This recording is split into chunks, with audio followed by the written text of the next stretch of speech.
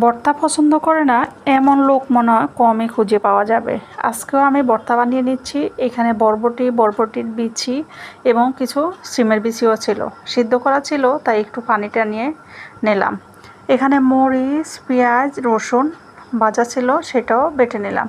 এখন বরবটিটা বিচিগুলো সুন্দর করে বেটে নেব। স্বাদমতো লবণ দিয়ে ধনেপাতা দিয়ে এই ভর্তাটা বানালে খুবই সুস্বাদু এবং মজাদার হয়।